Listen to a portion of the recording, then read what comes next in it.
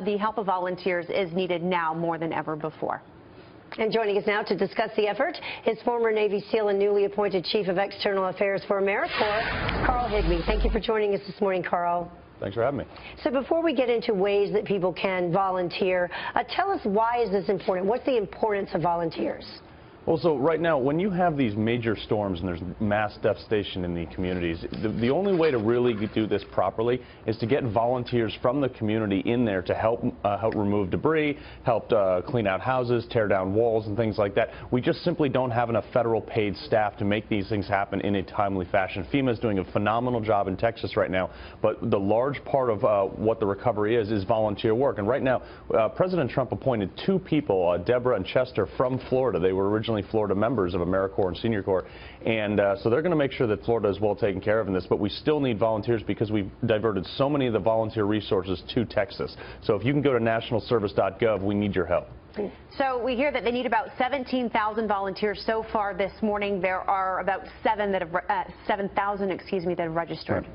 And that's before the storms hits estimates. So I mean, it could climb to as high as 25,000. So like I said, we have programs for youth. If you're 18 to 25, you can join our NCCC program and actually do a one-year internship. It's much like an apprenticeship, and get a little bit of national service experience and maybe some college credits and some college grants too.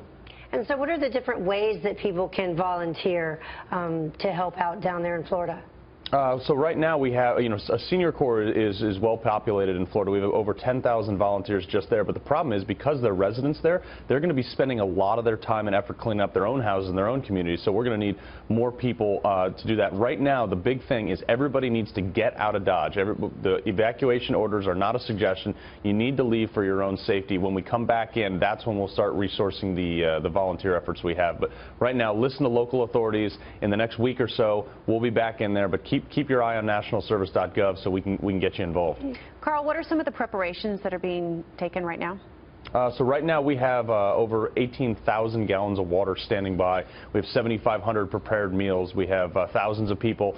I know AmeriCorps right now, in conjunction with Volunteer Florida, is training 2,000 young volunteers to go in there and help clean this up, along with our 10,000 plus seniors that are happy to do this job.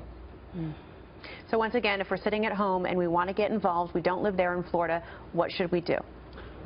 Right now, the best thing to do is, if you know people that are in Florida, give them a place to stay to get out of the state. The entire region is pretty much going to get laid down by this rain and this storm. So give them a place to stay if you know those people. Also, if you can go to nationalservice.gov, volunteer, get people you know to come down and volunteer or to register, and it'll be a huge help for the community, so we can help America bounce back, because that's what we do best. Yeah. 1.2 million people evacuated, potentially impacted both coasts of Florida, the entire Panhandle. And don't forget all the folks down there in the U.S. Virgin Islands as well. That's 100,000 people, Americans down there dealing with that. Meantime, Houston's still trying to... We had Puerto Rico. We have a number of people in Puerto Rico that endured just the very tail